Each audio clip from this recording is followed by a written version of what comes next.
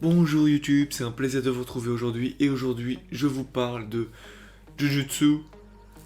J'ai oublié le nom. J'ai oublié le nom. Jujutsu Kaisen. Je crois que c'est ça. Jujutsu Kaisen. Je vous parle de Jujutsu Kaisen, c'est mieux comme ça. De l'épisode 2, c'est parti. Donc l'épisode 2, j'ai pas fait une review sur l'épisode 1, j'avais la flemme. L'épisode 2, il commence sur du très très lourd. On commence sur un combat, tac, tac, manchaine, portée à l'européenne, coup de la corde à linge.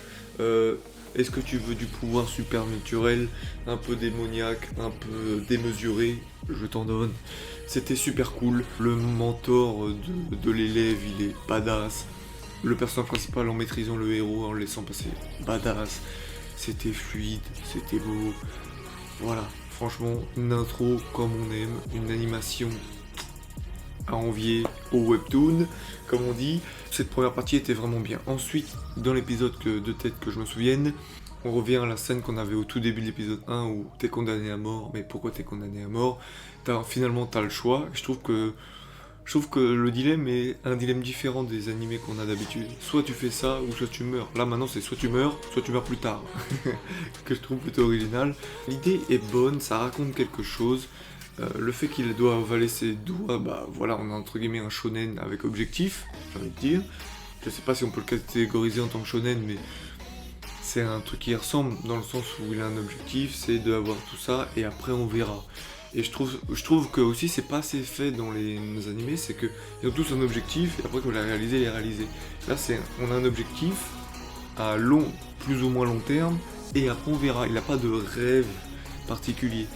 Et donc justement ça rebondit sur ça où on apprend qu'il a une école qui décide justement d'avaler tous les doigts, de faire cette quête. Donc il va à l'école, ce que je trouve aussi plutôt cool, qui est une école et tout, ce qui est pas du tout original, mais c'est quand même cool, je m'attendais pas à ça. On a un personnage principal qui a pas forcément d'objectif, et je trouve ça pas forcément mauvais, justement, ça nous a permis d'avoir un peu cette scène léger de combat avec le proviseur. C'est bien d'avoir quelqu'un, une promesse, tout ce que tu veux et tout, mais là tu vas avoir du monde de souffrance, tu vas avoir plein de choses, tu vas avoir des morts, ça va être un truc de ouf.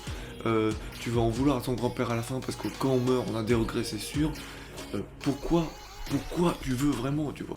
Et là, t'as un peu une conscience de soi et fait ouais, mais en fait, ce que je veux, c'est que pour une fois, je peux faire un truc moi, il y a que moi qui peux le faire. Et en plus, tu crois vraiment que je me serais assis là sur mon canapé à regarder des mangas ou autre sans que je puisse faire rien faire d'autre? C'est pas possible. Du coup, c'est pour ça que je le fais. Et là, c'est cool. Ensuite, on rentre dans l'école, c'était vraiment super aussi. Euh, et la chose qui a été la plus attendue, entre guillemets, le plus prévisible, c'est que la troisième personne, la troisième seconde, ça sera une meuf.